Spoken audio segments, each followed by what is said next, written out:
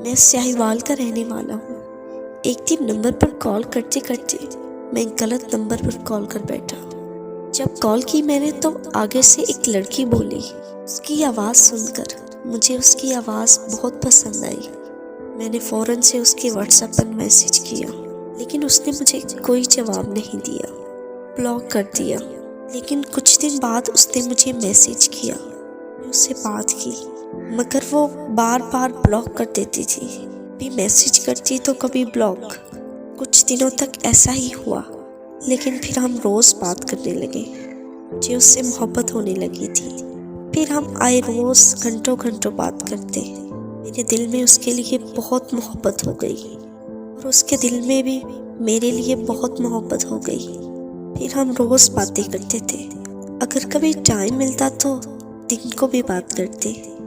कभी कभी तो हम झगड़ा भी करते थे, लेकिन मैं उसे मना लेता था। हमने एक दूसरे को सिर्फ तस्वीरों में ही देखा था। ऐसे ही टाइम गुजरता गया और 4 साल गुजर गए। वो मुझे शादी का कहती थी, मगर मैं हर बार टाल देता था।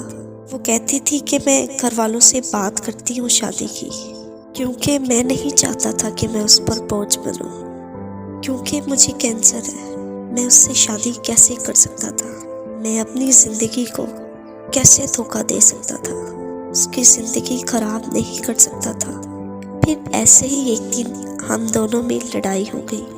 इस बार मुझे उसको मनाने में थोड़ा टाइम लग गया, लेकिन तब तक उसे कोई और पसंद आ गया। हम दोनों की बात इंस्टाग्राम पर हुई थी और फिर व्हाट्सएप पर होने लगी। जब मुझे पता लगा कि उन दोनों की आपस में बात हो रही है, तो मैंने उससे पूछा, तो वो बहाने बनाने लगी। मैंने कहा, क्यों झूठ बोल रही हो?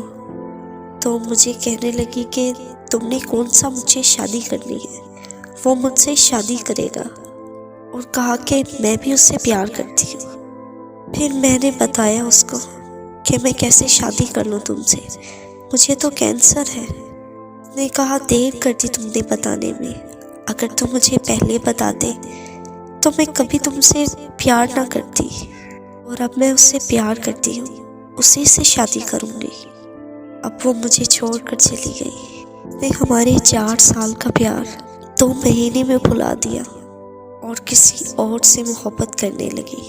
आज मैं ये बताना चाहता हूँ कि किसी को हासिल कर लेना और ना हासिल करना, ये एक अलग दुख है। और जो इंसान कल तक आपका था, उसको किसी और के साथ बातें करता देख, जो आपका हौसला टूट जाता है, उसका कोई मदावा नहीं है। उसने मुझसे बेवफाई की, मगर मैं आज भी उसको चाहता हूँ। आज भी वैसे ही इज्जत करता हूँ जो कल थी। शायद उसने मेरी बीमारी कैंसर की वजह से मुझे छोड़ दिया, और मुझे उम्मीद है एक दिन इसी तरह उसको याद करते करते मैं मर जाऊंगा। कैंसर मेरी मौत ले या ना ले, मगर उसकी बेवफाई ज़रूर लेगी।